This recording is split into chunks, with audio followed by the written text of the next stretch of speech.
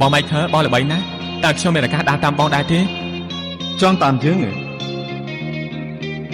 ម្នាក់ក៏ពុតតែខាត់ស្បែកជើងជាប៉លីឯទៅបាយគេទៅយើងទទួលឯភ្លាម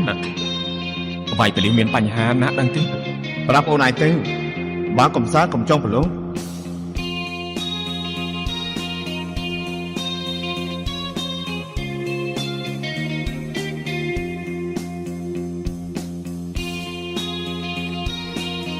ហៅបងប្រុសឯងមកផឹកតែទៅ